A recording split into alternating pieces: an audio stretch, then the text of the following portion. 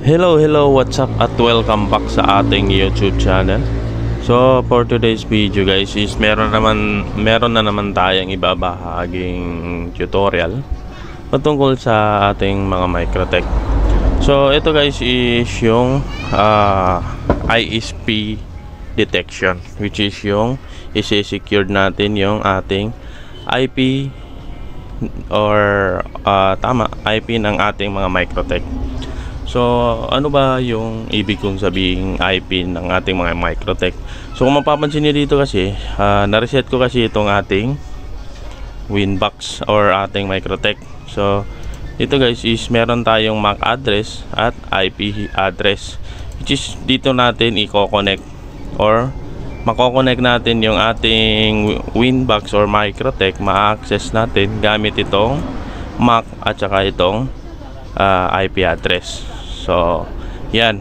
So, may 3 ways tayo para ma-access natin yung ating mga Microtech guys. Ang unang way para ma-access natin sa Winbox yung ating mga Microtech is yung tinatawag nating wireless connection, which is for example is na-config natin itong ating Winbox is ko-connect lang tayo sa ating mga access point, then automatic mariread ni Winbox yung ating Microtech na konektado tayo sa Microtech. Then ang second guys is yung ports detection, which is yung for example is konektado ang ating PC sa mga ports ng Microtech. So pag sinaksak natin yung LAN cable or Ethernet cable sa ating mga Microtech, which is lalabas din ito guys, itong MAC at saka IP address natin. Then the last guys is yung ISP detection, which is for example sa ating PLDT or kung ano man ISP yung gamit natin, is kung doon nakasaksak directly yung ating Microtech, then sasaksak din tayo doon sa ports ng ISP natin, which is madidetect natin. So dito, so sa case ko guys is kaya ako nadidetect ito kasi same yung hindi ako konektado sa ating Microtech, so directly ako sa ating ISP, same sa ating Winbox. So ito guys is mahaba-habang video to, pero sana ay panoorin nyo pa rin guys. At saka disclaimer guys, hindi ako eksperto about dito guys. So ini-explore ko lang din yung sarili ko guys. So before we start guys, open muna natin yung ating Winbox. Yan. So kung mapapansin nyo guys, na-reset ko ito guys. So maglalagay lang ako ng password. So pwede ito guys sa Starlink, gustong mag-hide ng kanilang mga or i-secured yung kanilang mga ISP sa Starlink. Then pwede rin ito sa mga nagko-config ng gustong i-secured din yung kanilang mga IP sa ibang users guys. So pwede po ito guys. So yan nga, lagyan ko lang ng password. Simulan na natin ang ating video guys. Yan, pasok na tayo ulit. So ang first step na gagawin natin guys is syempre lalagyan natin ng internet yung ating Microtech. So lalagyan ko lang guys. Yan. At yan, meron na tayong DHCP client. So dito sa DHCP client may makikita tayong IP address, which is yan yung binigay ng PLDT sa ating Microtech na IP address. Kung mapapansin nyo dito guys, yan is meron na tayong IP address, which is hindi yan yung output ng ating Microtech na ports. Na-detect natin ito gamit yung ating ISP. Na-detect natin yung konektado kasi tayo sa ating PLDT. Then syempre yung Microtech guys is konektado din sa PLDT, kaya natin na-access itong Winbox Microtech natin. So connect lang ako ulit guys. Yan. Then punta tayo dito sa IP at syempre lagyan natin ng internet or NAT yung ating Microtech guys. So yan, source NAT yung chain, out interface is Ether 1 kasi dyan yung ISP ko guys. Then mask read natin. Yan. So yan guys. So, meron na tayong or nalagyan na natin ng internet yung ating Microtech. Ngayon guys is wala pa tong output na yung ating Microtech, di ba may mga ports yan, wala pa siyang output kasi hindi pa tayo naka-config nun. So ang gagawin ko guys, i-bridge ko na lang lahat ng ports. So i-bridge natin. So yan, lagyan lang ako ng local, then i-bridge ko lang lahat ng port. Yan, yung Ether 2. So sana pala is kinonfig ko na lang to guys para hindi humaba yung video natin. Yan, okay na siya guys. Pa-bridge na yung tatlong port. Then gawa tayo ng IP address para sa mga ports natin. So 192.168.1/24. Yeah. So sa interface guys, piliin natin yung local. So tandaan niyo itong IP address na ginawa natin guys, kasi may i-explain ako mamaya sa inyo guys. So yan, okay na siya. Then punta tayo dito sa DHCP, piliin natin yung local, then next lang tayo guys. Yan. So yan, goods na guys. So ngayon guys is proceed na tayo sa pag-block ng ating mga Microtech. So ang first step natin guys, punta tayo dito sa firewall, then filter rules. So may mga ports ako dito guys, hanapin ko lang yung ports natin para sa blocking natin. So sana yun, dito yun siya. Yan, scripts.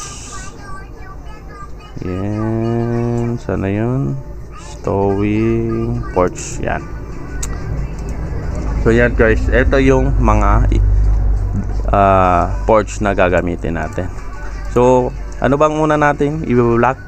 So ang i-block natin is yung MAC address muna guys, para ma-try natin na ma-block yung IP or yung ma-block natin yung MAC address natin.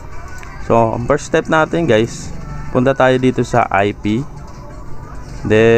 interface. Then dito sa interface guys, may makikita kayong interface list. Yan. So dito sa interface list, add lang tayo dito, or i-click natin, then add tayo dito guys. So pangalanan ko lang ng palagay natin 1 protection. Yan. Then okay.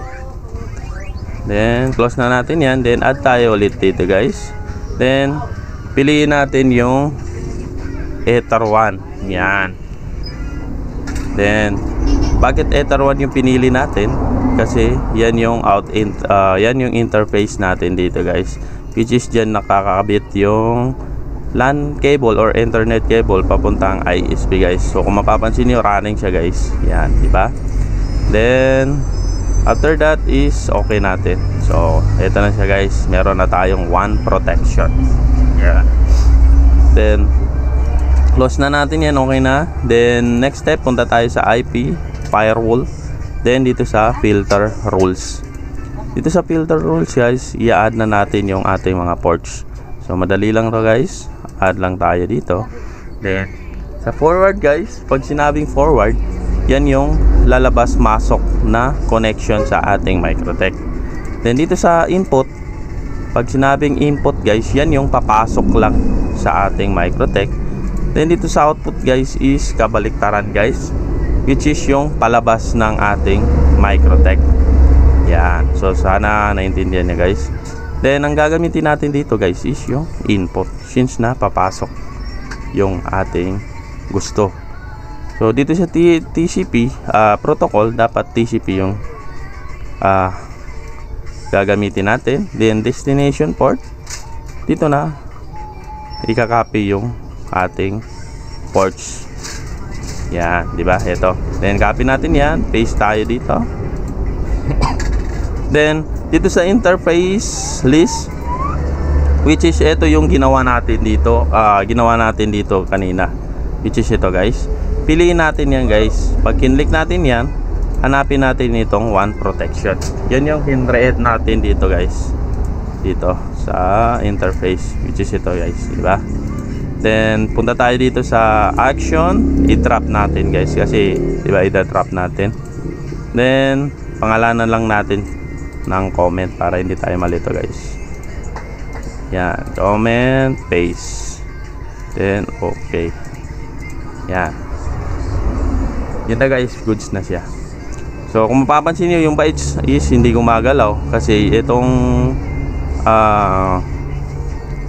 MAC address natin is naka UDP siya. Kung mapapansin nyo, naka-connect tayo via MAC address. So ang gagawin natin guys, i-copy lang natin ulit, copy. Then wala na kayong papalitan dito maliban dito sa protocol. So sa protocol guys, piliin natin yung UDP. Yan. Then close lang natin, delete lang natin yung name or comment. Yan. Yan. So yun, kung mapapansin nyo guys, nung sinalang natin yung ating UDP is gumagalaw yung bytes. Gumagalaw yung bytes guys kasi konektado tayo sa MAC address. Yan, di ba? So ibig sabihin, nagwo-work yung ating filter rules or yung ating rules na i-drop yung ating MAC, or hindi tayo makaka-connect sa MAC. So next step natin, hindi pa dyan natatapos yung blocking sa MAC. Punta tayo dito sa tools, hanapin natin dito tools, yan. Then hanapin natin MAC server. Dito sa MAC server guys, ito yung makikita nyo. Pindutin nyo itong, or click nyo itong MAC Winbox server. Then dapat di ba naka-allow siya into all. Dapat inan natin guys. Yeah. Then okay. Then dito sa MAC ping, i-disable natin guys. Yan, okay. Then yan. Kung mapapansin nyo guys, is gumagalaw pa rin pero hindi tayo na-disconnect. Pero pag dinisconnect natin yan guys, yan, at kinlik natin itong MAC, which is ito, hindi na tayo makaka-connect dyan guys. Kung mapapansin nyo, di ba, connected lang, hindi na tayo nakaka-connect. Pero kung sa IP address na tayo ko-connect, is automatic makapapasok tayo, di ba? Tingnan nyo guys, sa IP address na tayo naka-connect, then hindi na gumagalaw yung drop dito guys, kasi hindi na tayo sa MAC naka-connect. Yan, di ba? Sana naintindihan guys. Then next step natin guys is yung Winbox scan block. So dito guys, pag ginawa natin to, automatic tayo, hindi na tayo makakalagin sa ating Microtech gamit itong IP na to, kasi sa ISP ang IP na to. So yan, so ang gagawin natin guys is mag-a-add tayo ulit guys. Then sa chain guys is output. Then dito sa protocol TCP, then destination port guys is copy na natin yan. Kung magtatanong kayo guys kung saan ko to kinuha, so dito yan guys sa IP service, which is ito, di ba? Yan siya guys. Then i-paste na natin dito guys. Mali yung na-paste ko. Copy natin at i-paste dito. Then sa interface guys, piliin natin yung one protection. Then dito sa action is drop. Then comment natin is Winbox scan block. Yan. So pag in-apply ko to guys, ma-disconnect tayo guys. So hindi na natin ma-open yung ating Microtech. Pero may second option pa. So ang second option guys is yung i-connect natin yung internet cable natin sa mga ports ng ating Microtech. So Pag kinlik ko yung apply guys, automatic madi-disconnect na tayo at hindi na tayo makaka-connect dito guys. So pag apply natin, automatic yan guys. So kung mapapansin nyo dito is hindi pa gumagalaw yung ating bytes. Yan guys. So since na hindi pa tayo na-disconnect is ilalagay pa rin natin yung isa.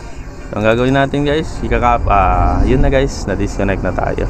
So ibig sabihin is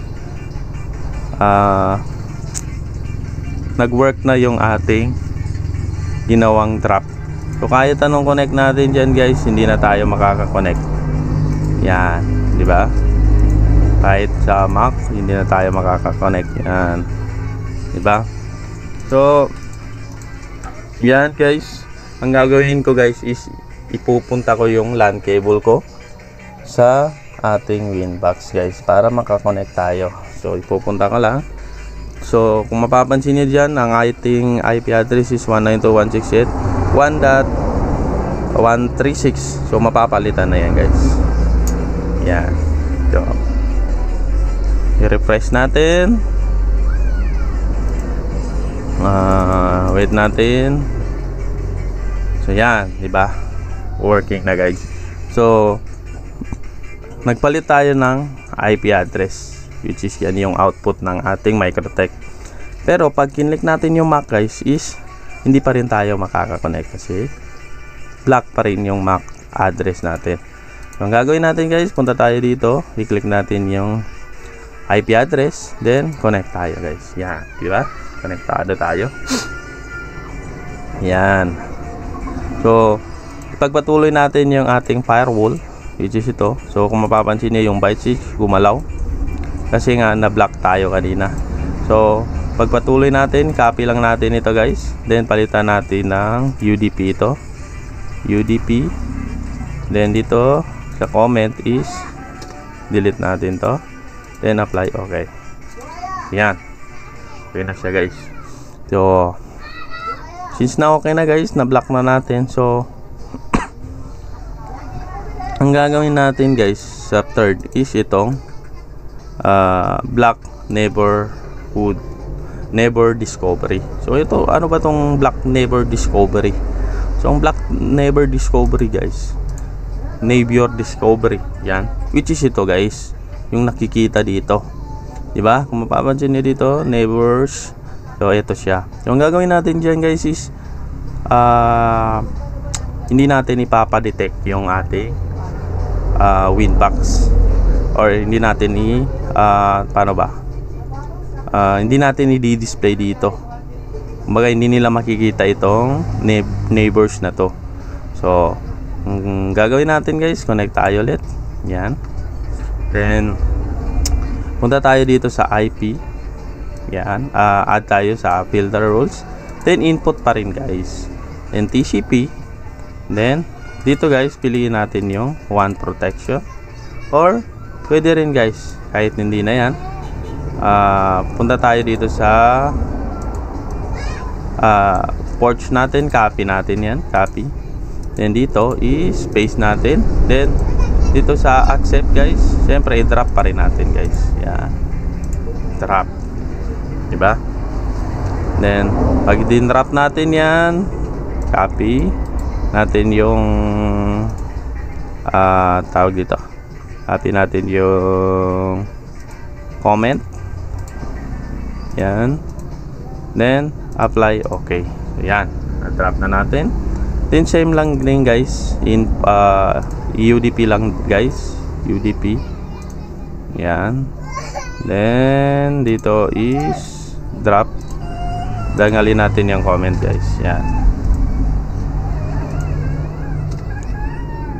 then apply. Okay, yan guys.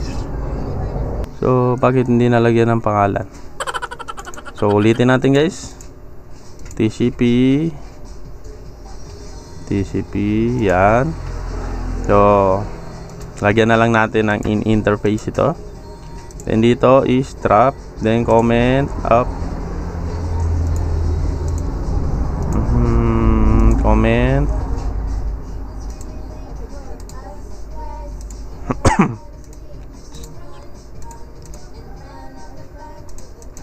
Yan. So yan guys. At bakit hindi gumana yung interface natin? Yan. Apply.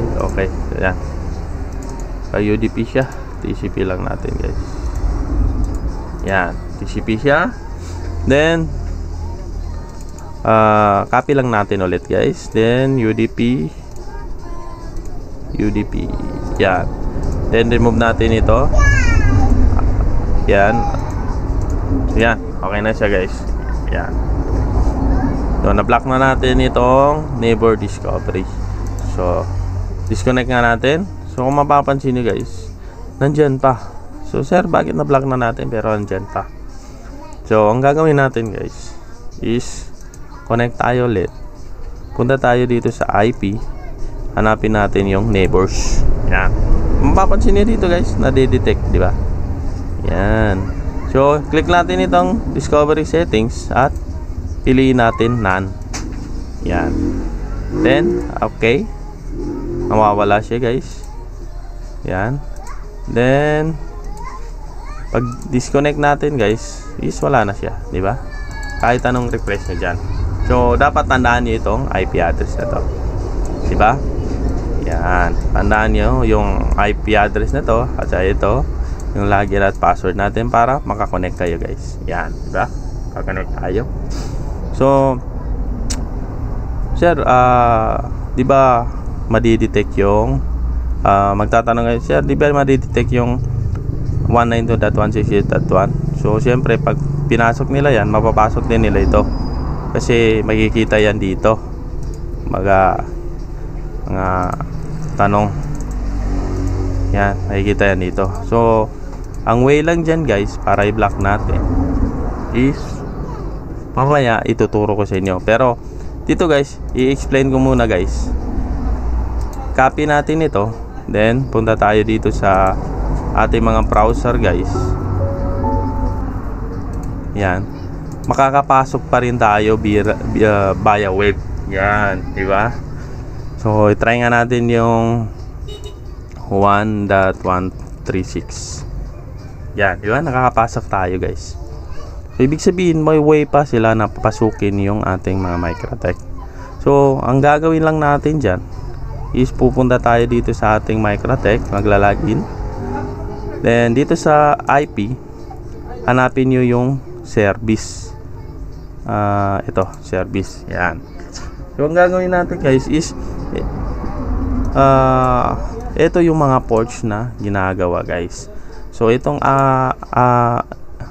itong API, pati itong API SSL, ito yung ports na ginagamit sa ating pag-remote ng ating Winbox, yung mga remote system or remote na website na ginagamit.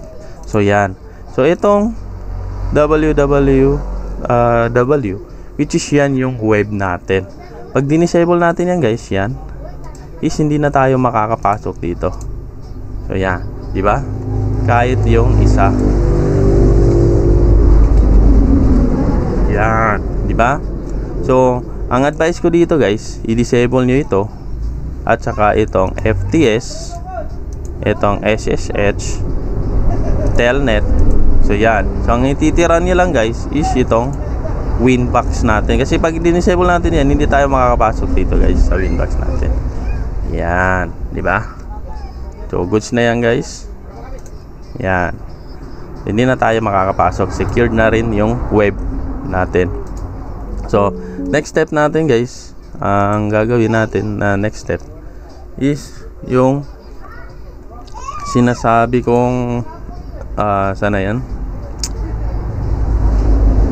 way para hindi mapasok itong 192.168.88.1 kasi nga mapapasok din yan.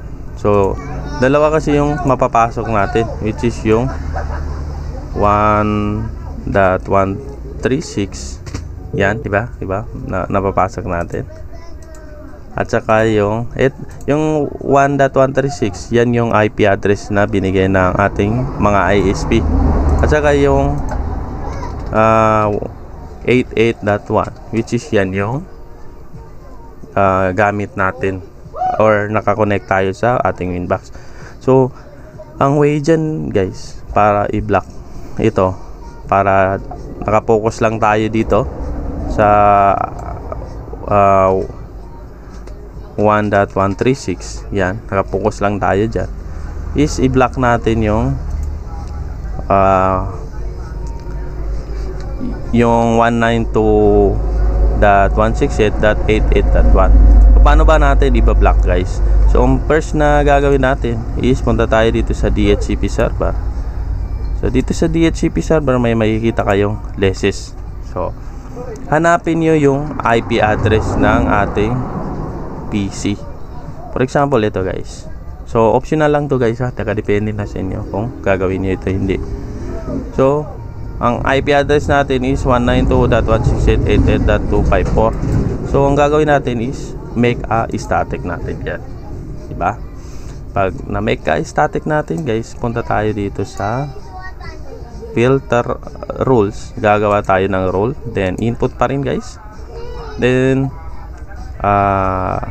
dito sa source address is type lang natin dito 192.168.88.254. yan. Then i-check natin ito. So bakit i-check? Kasi i-block niya lahat ng IP na to maliban sa 254 na last. So kaya naka ganyan siya guys. So punta tayo dito, i-drop natin, drop, yan, then apply, okay, yan. Then pangalanan lang natin ng block, paano ba, block IP ports, yan. So yan guys, goods na siya, diba? Na-block na natin. So ang tanong dyan guys, anong purpose nung or paano ba nag-work yung ginawa nating IP block ports? So nag-work siya guys pag ang IP address natin is yung ito, sana yan, ito, yan. Pag yan yung IP address natin, nag-work siya pag gamit yan.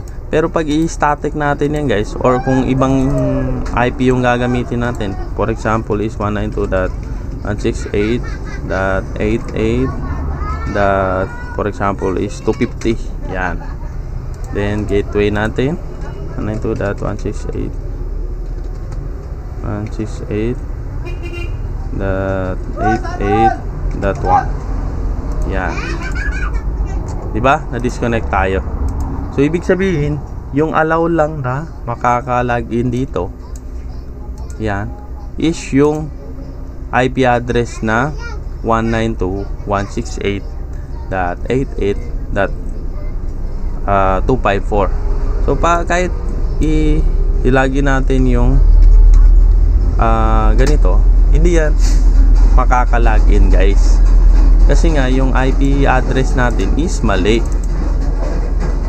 which is yung ang IP address natin is yung 250.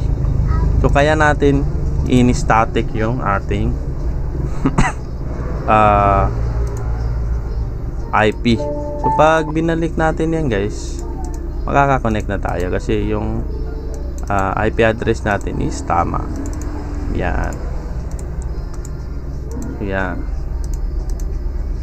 makaka-connect na tayo dyan. Yan, diba? Nakaka-connect tayo. Dapat tandaan nyo lang guys. So ang last na gagawin natin guys, punta tayo dito sa system users. Then dito sa system users guys, may makikita kayong full, which is ito. So kung gusto nyong i-block sa cellphone yung ating not authorized sa pag-login sa cellphone, is ito siya guys, yung tick up. Pag i-uncheck natin yan guys, is although makakapasok sila gamit yung app, pero hindi sila makakapag-login kasi hindi authorized yung app na to. So nakadepende na sa inyo guys kung ano gusto nyong tanggalin ito or hindi. Yan. So tingin ko guys is hanggang dito na lang ating video guys. Napakahaba na ng ating video. At sana guys is may naiintindihan kayo. At itong script natin guys is ilalagay ko na lang dito sa ating forum site. So yan, ito siya. So may mga script dito which is yung tinatawag nilang anti-stow dito rin guys. So dito nyo makikita guys. Yan. Then yung sa Starlink na Black Torrent dito rin siya guys. Ito siya guys, yung anti-stow. Kung mag-register lang kayo dito guys, sana supportahan itong forum site ko guys. So maraming salamat guys at peace.